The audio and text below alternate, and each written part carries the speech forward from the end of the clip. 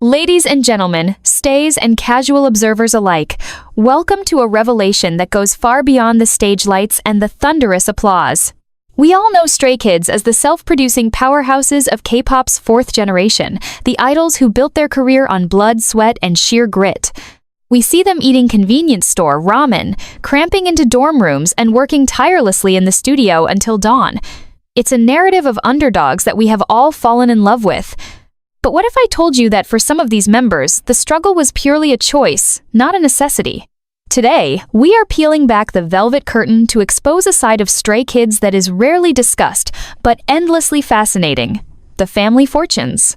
We are diving deep into the socio-economic tapestries that raised these 8 unique individuals.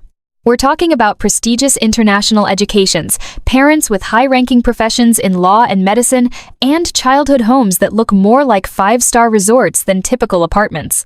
It is a world of hidden golden ladles versus humble beginnings, a clash of lifestyles that merge to create the group we adore today. Have you ever looked at a member and sensed an undeniable aura of aristocracy? Have you ever wondered which member actually grew up with a chandelier in their living room, or who spent their childhood jet-setting across continents? The rumors have been swirling for years, from whispers of medical dynasties to speculation about high-profile legal backgrounds.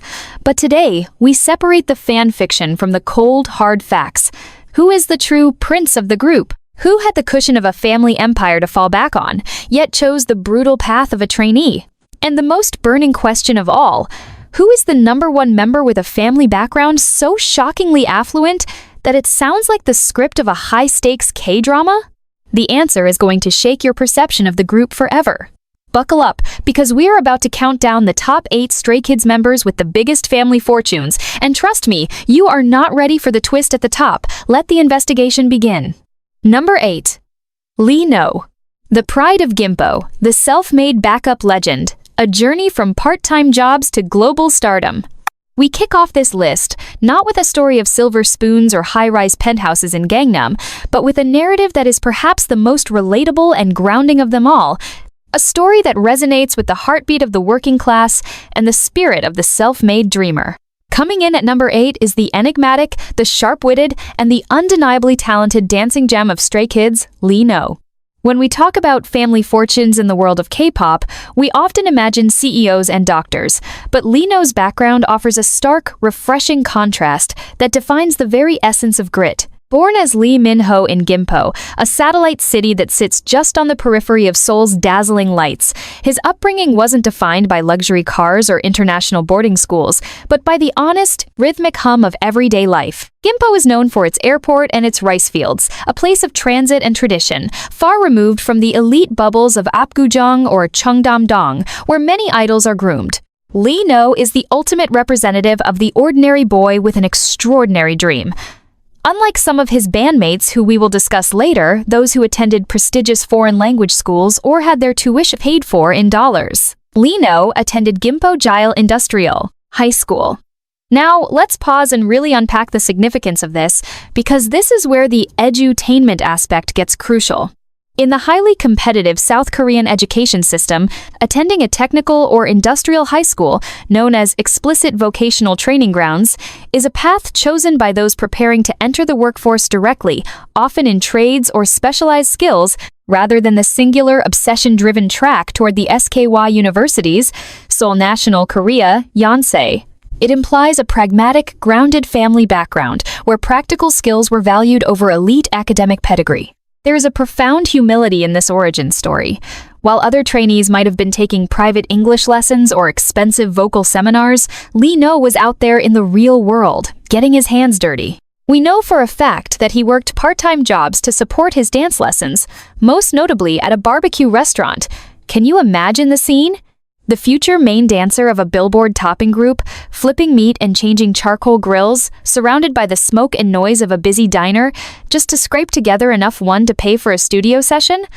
That is the definition of hustle.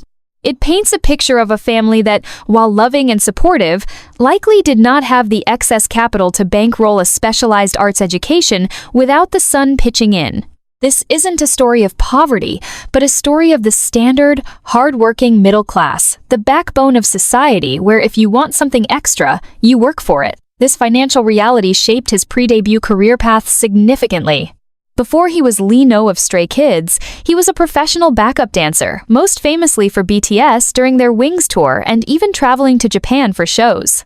This wasn't just a hobby, it was a job. He was earning a paycheck, navigating the adult world of contracts and grueling rehearsal schedules long before he signed with JYP Entertainment. The backup dancer life is notoriously tough, long hours, physical exhaustion, and often minimal recognition, yet it was here that Lee No built his fortress of discipline. There is a distinct lack of entitlement in his aura.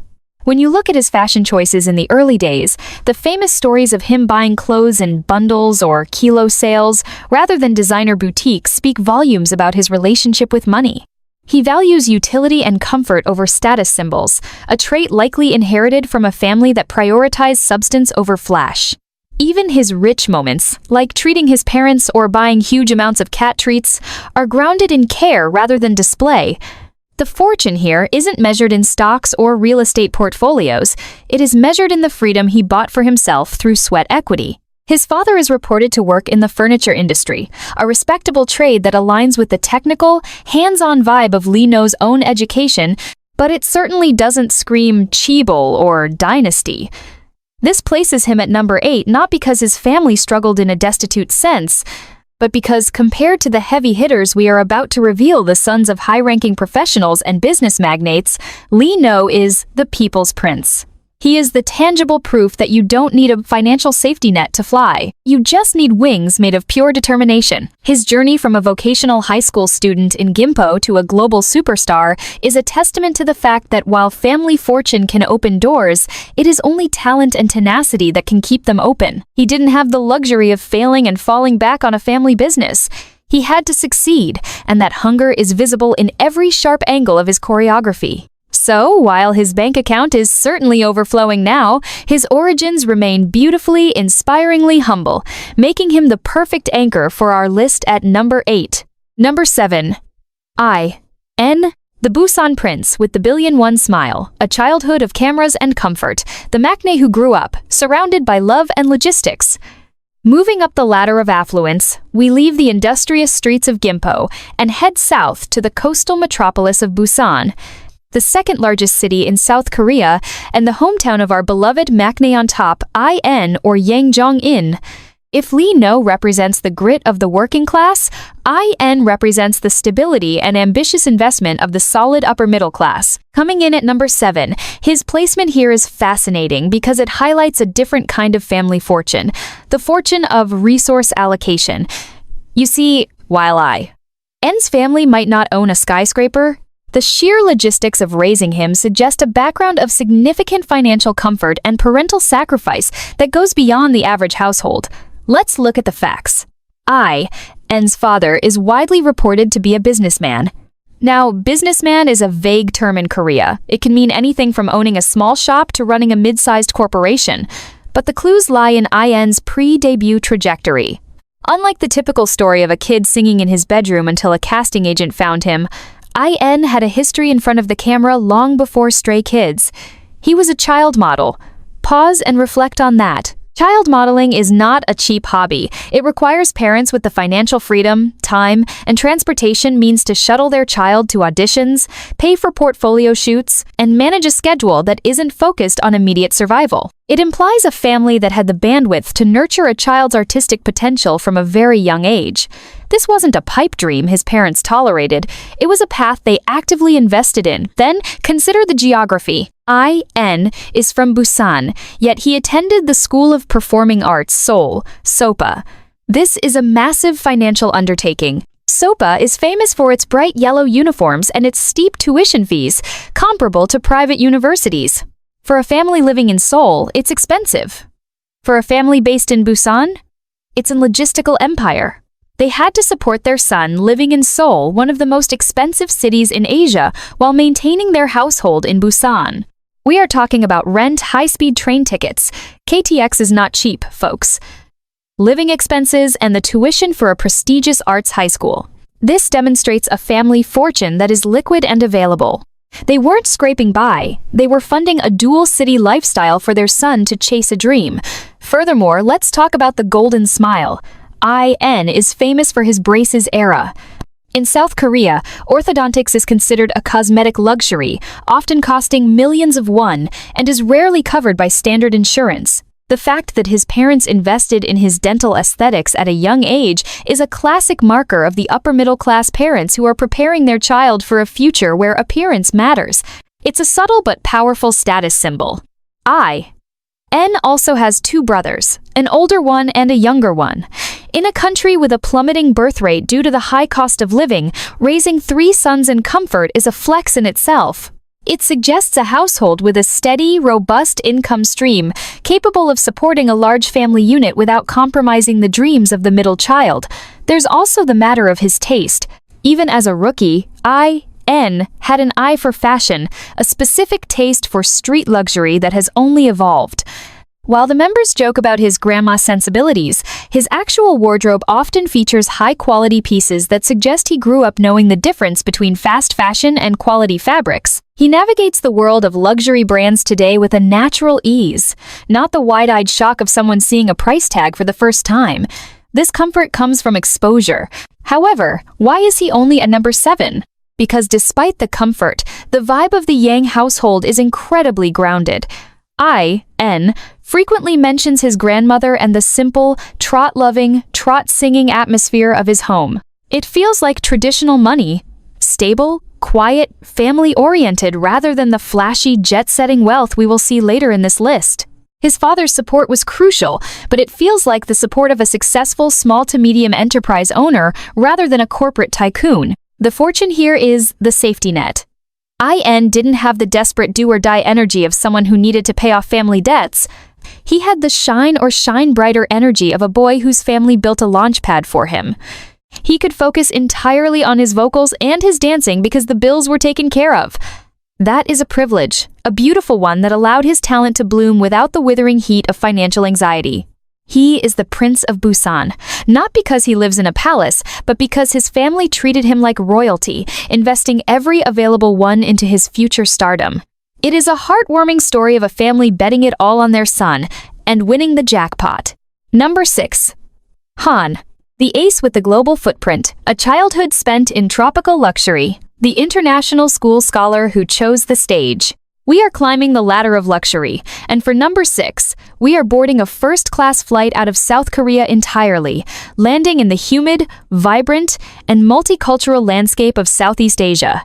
This is where the story of Stray Kids' family fortunes takes a fascinating international turn, with the group's lyrical genius, the all-rounder extraordinaire Han Ji-sung. While fans often affectionately refer to him as a quokka for his chubby cheeks and adorable antics, or see him as the relatable introvert who loves staying in his room, do not let that fool you. Han's background is steeped in the sophisticated, high-cost world of the global expat elite.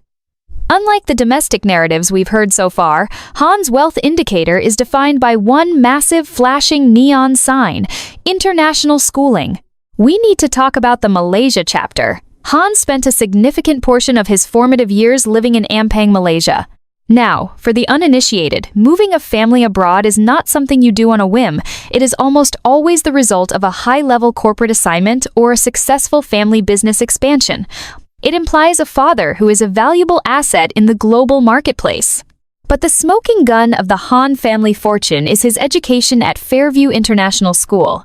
Let's break this down with some cold, hard educational economics. In the hierarchy of Asian education, international schools are the ivory towers. They are private English medium institutions that follow British or IB, International Baccalaureate, curriculums designed for the children of diplomats and wealthy expatriates. The tuition fees for these schools are astronomical, often rivaling university tuitions, costing tens of thousands of dollars annually. We are talking about campuses with swimming pools, state-of-the-art theaters, and a student body composed of the global upper crust. For Han to have attended such an institution implies that his parents were paying a premium for his education that the average Korean family simply could not dream of. This is old-world prestige. It suggests a family that valued global citizenship, fluency in English, which Han possesses, though he is shy about it, and a cosmopolitan worldview. Picture a young Han Ji-sung, not in a cramped cram school in Seoul, but navigating a multicultural campus in the tropics, surrounded by lush greenery and diverse cultures. This environment breeds a specific type of confidence and adaptability, the third culture kid syndrome, where one belongs everywhere and nowhere all at once. This background is the hidden engine behind his versatility. But the evidence of his family's financial safety net becomes even more undeniable when we look at his origin story of returning to Korea. The legend goes that Han made a deal with his parents. "Give me 1 year to make it as an idol, and if I fail, I will return to Malaysia to study." Pause and feel the weight of that safety net. For many trainees, failure means debt, shame, or working minimum wage jobs. For Han, the worst-case scenario was going back to a comfortable life in Malaysia to attend university. That is the ultimate luxury, the luxury of choice. His parents could afford to support him living alone in Korea, creating a buffer that allowed him to take a massive risk on his dreams without the threat of starvation. This wasn't a desperate escape from poverty, it was a supported sabbatical from a life of guaranteed comfort. Furthermore, look at the way Han carries himself. He has an innate, relaxed swagger. He doesn't have the rigid, nervous energy of someone who has always had to follow rules to survive. He breaks rules, he improvises, he flows traits often seen in children who were encouraged to express themselves rather than just conform. His father, whose specific profession remains a mystery but is clearly white-collar and successful, rumored to be in the IT or business sector given the Malaysia move, clearly instilled a sense of bold negotiation in him. Even the way Han dresses, often favoring expensive streetwear brands like Supreme or high-end sneakers, shows a familiarity with brand culture that predates his idol checks. He isn't new money flashy, he is "I know what looks good" comfortable. The cost of relocating a family, maintaining a standard of living in an expat enclave, Ampang is known for its embassies and high-end condos, and paying international tuition fees places Han firmly in the upper echelons of the middle class, knocking on the door of the wealthy. He represents the cosmopolitan fortune, a wealth measured in exposure, language, and the ability to traverse borders. He is the bridge between the grounded reality of the lower ranks and the stratospheric wealth we are about to see in the top 5. Han Ji-sung didn't need to rap to eat. He rapped because his soul needed to speak, and his family's fortune gave him the microphone. That, ladies and gentlemen, is the power of the expat prince, landing him securely at number 6. Number 5. Bang Chan.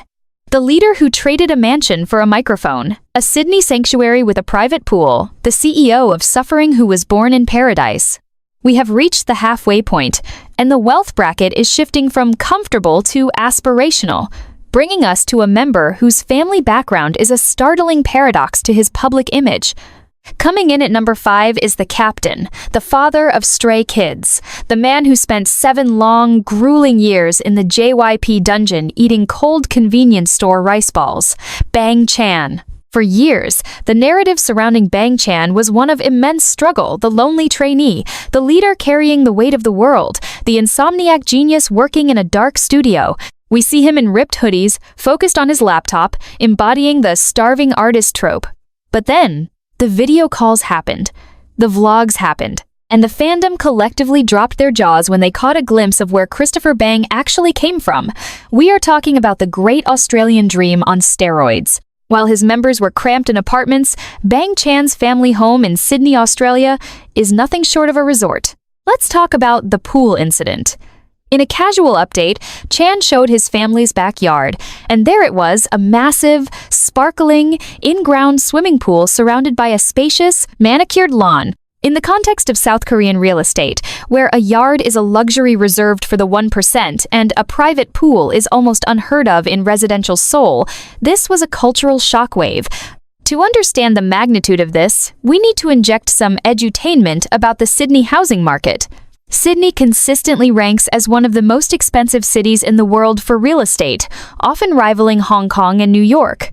A detached house with a large land plot and a swimming pool in a respectable suburb isn't just a nice house, it is a multi-million-dollar asset. It signifies a level of established wealth that allows for leisure, space, and privacy, 3 things money can't buy in crowded Seoul. This puts Bang Chan's background in a completely different tier. He didn't just grow up okay, he grew up in a domestic paradise.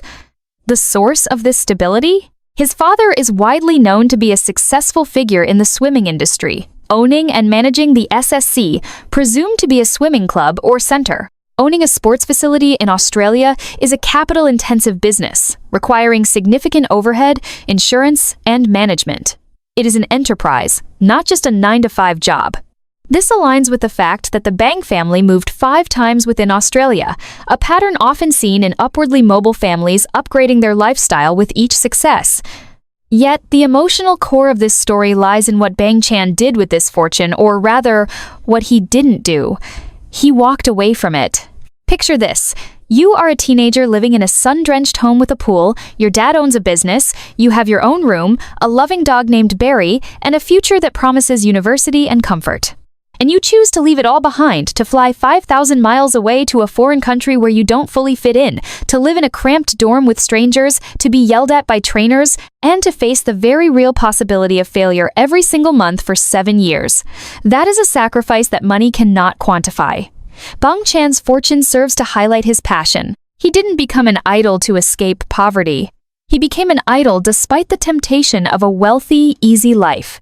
The Bang family, as it is often spelled in his Aussie context, provided him with a cultural richness lessons in ballet, modern dance, and music at the prestigious Newtown High School of the Performing Arts. This is a selective school, the Juilliard of Sydney, implying his parents invested heavily in nurturing his artistic talents long before JYP came calling. They supported his violin lessons, his dance classes, and his endless creative pursuits. This is the supportive wealth that creates a leader. You can see this background in his leadership style. Chan is known for paying for the members' meals, buying gifts, and always taking the financial hit during group outings. This is the behavior of someone who has never had a scarcity mindset.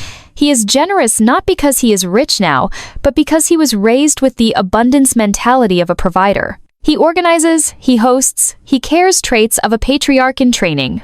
While he lived like a pauper during his trainee days, often joking about having no money, it was a self-imposed poverty to build character, a rite of passage he accepted to prove his worth. He wanted to earn his spot, not buy it. The contrast between the sun-kissed pool party life he could have had in Strathfield or Drummoyne and the dark neon-lit studio where he spends his nights is the most poetic tragedy and triumph of Stray Kids.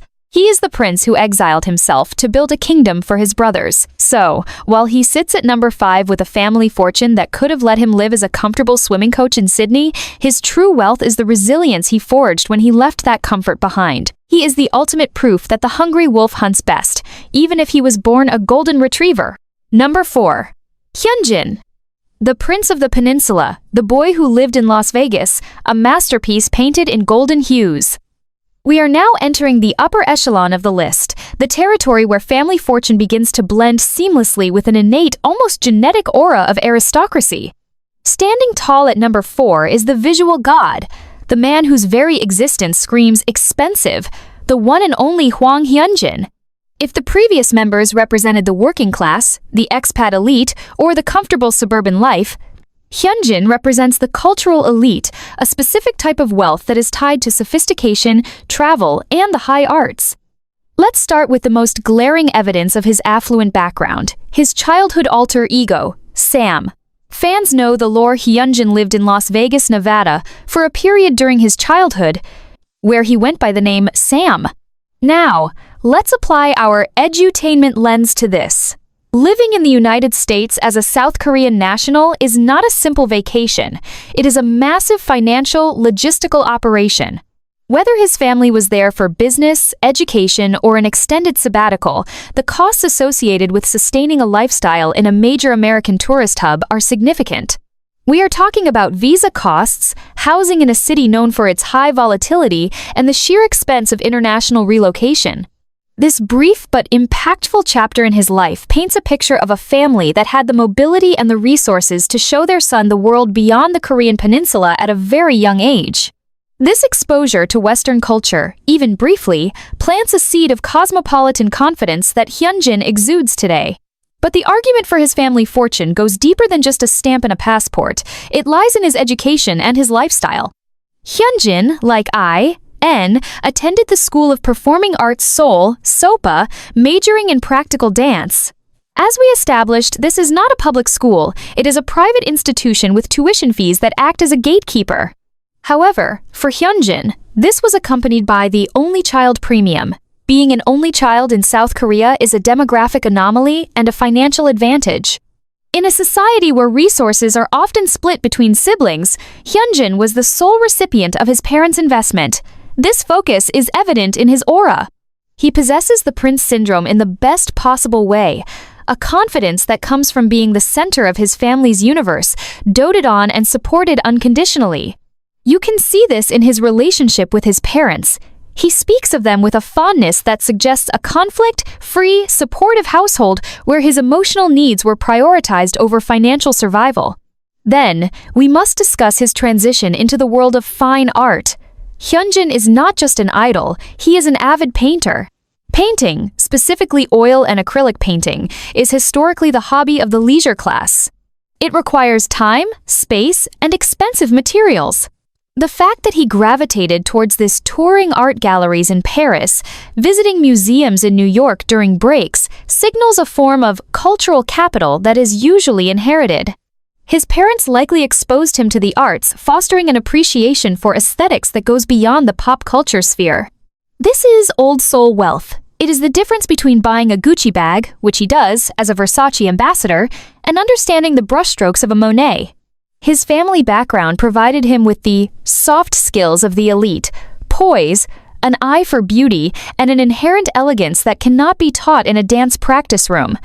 There is also the rumor mill persistent whispers in the industry that his father owns a business in the Seungmin area, a respectable and affluent part of the district. While unconfirmed, it aligns perfectly with the young master vibe he gives off. He doesn't act like someone who needs to prove he is rich, he acts like someone who has never known what it is like to be poor. His struggles were internal, fighting for his skills, his dancing, his reputation, never financial. When you look at Hyunjin, you are looking at the result of a perfectly curated upbringing where money was used not just to buy things, but to buy experiences, travel, and artistic freedom. He is the prince, not just because of his face, but because his family built a castle of support around him that allowed him to become the artist he is today. He sits at number 4 because while his wealth is undeniable, it is his artistic application of that privilege that makes him truly shine. Number 3. Felix. The angel descended from a medical dynasty, the Sydney scholar with the diamond heart, a legacy of healing traded for the heat of the stage. We have breached the top 3, and the air up here is rarefied. We are no longer talking about just well-off or comfortable. We are entering the domain of the professional elite, the kind of family backgrounds that command instant respect and imply a level of socio-economic prestige that is the envy of millions. Standing radiantly at number 3 is the sunshine of the group, the boy with the voice of a demon and the face of a cherub, Felix. If Bang Chan was the Australian dream of a backyard pool, Felix represents the Australian old guard of prestige and high-status professionalism. The pillar of the Yongbok family fortune is built on one of the most stable and lucrative industries in the world, medicine. While the members rarely discuss specifics to protect privacy, it is a widely accepted open secret in the fandom, corroborated by various snippets of conversation and observation that Felix comes from a family deeply rooted in the medical field. Let's switch on our Edu-tainment logic to analyze what this actually means. In Australia, just like in Korea or the US, medical professionals, specialists, surgeons, doctors sit at the very apex of the income pyramid. We are talking about a household income that doesn't just cover the bills but allows for significant asset accumulation, property investment, and a lifestyle that is practically recession-proof. This isn't volatile money that comes and goes with market trends, this is generational stability. This background explains so much about Felix's upbringing. He attended St. Patrick's Marist College in Dundas, a private Catholic school known for its rigorous discipline, high academic standards, and, you guessed it, tuition fees that filter the demographic. In the Australian education landscape, attending a private Catholic college is a distinct marker of the middle to upper class. It implies parents who are willing to pay a premium for a specific type of moral and academic environment, rather than sending their child to the free public system. This is where Felix's expensive aura comes from, not in a flashy, brand-obsessed way, but in his manners. He possesses a politeness, a gentleness, and a chivalry that is often cultivated in these high-discipline private school environments. He is the classic well-bred son. But the evidence of the Lee family fortune goes beyond just the school tie. Look at his hobbies. Felix is a known hardcore gamer. Have you seen his setups? Custom-built PCs, top-tier peripherals, and the latest consoles are not cheap toys. They are investments. Growing up with access to high-end technology suggests a household where digital luxury was the norm. Furthermore, consider his generosity. Felix is famous for being the Santa Claus of stray kids. There are legendary stories of him buying Louis Vuitton belts, high-end electronics, and personalized gifts for the members for their birthdays without batting an eyelash. This kind of casual generosity, the ability to drop $1,000 on a friend just to see them smile, is the ultimate sign of someone who has never been traumatized by scarcity. He doesn't hoard money because he doesn't fear losing it.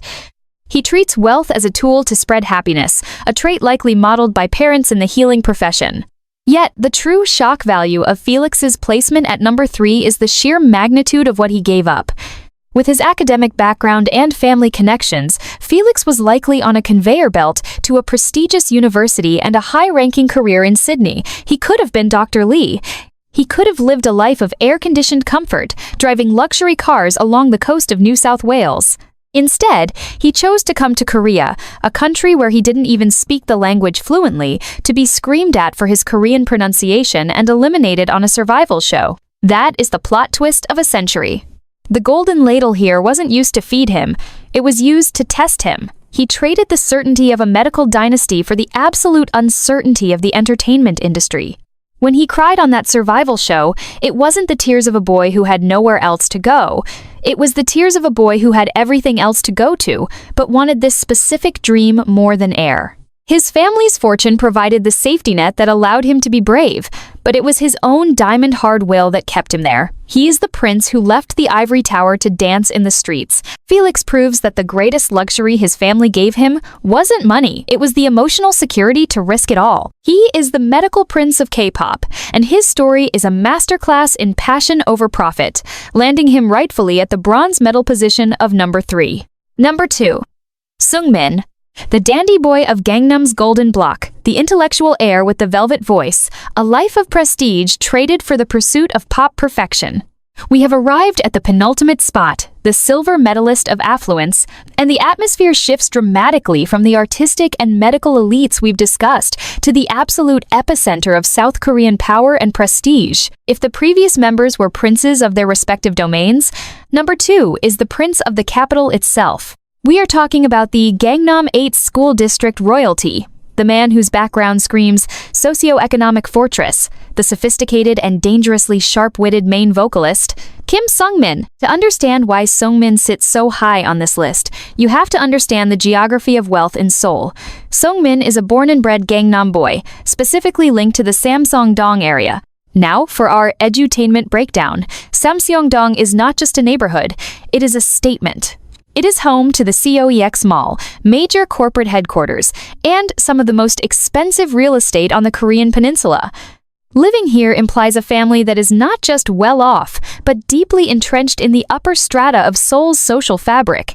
The Seungmin rumor mill is perhaps the most fascinating of all the members because it points to the most powerful profession in South Korean society, the law.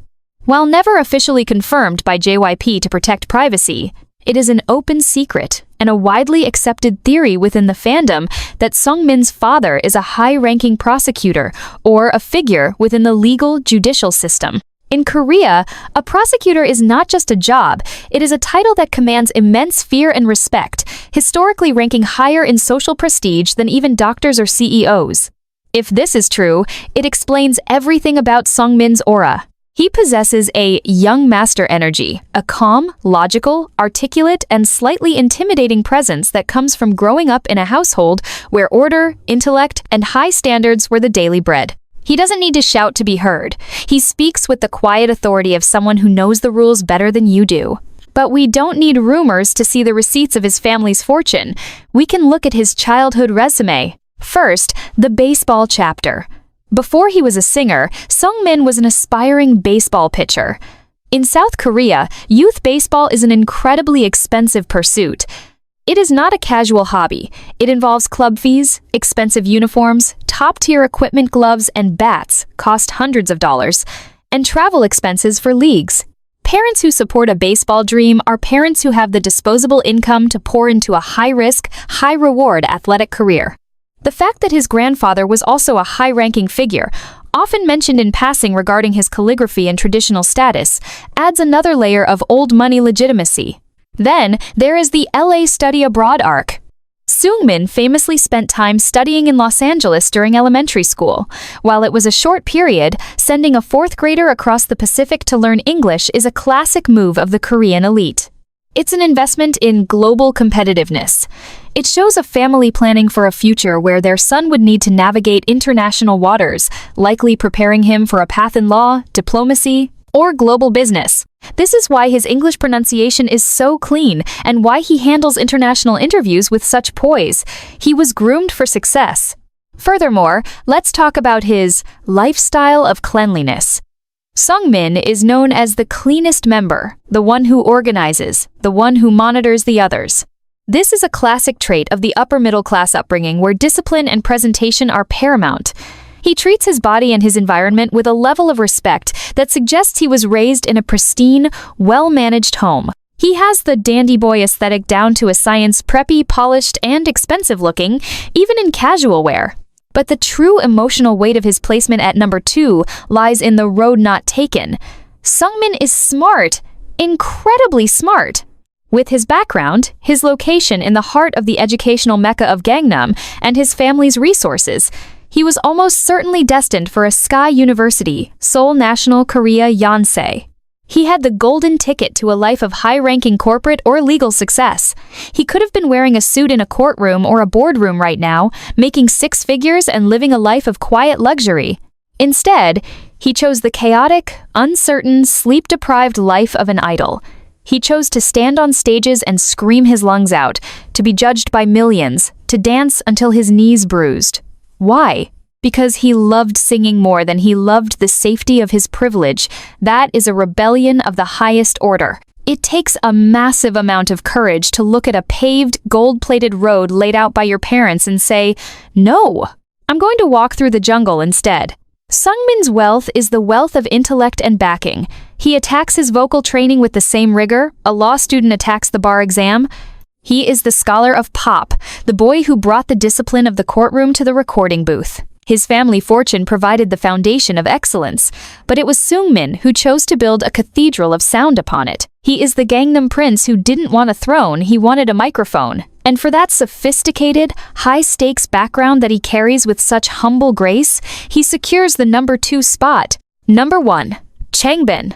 The dark rapper born in a crystal palace, the heir to a hidden empire, the man who spits fire from the comfort of marble floors.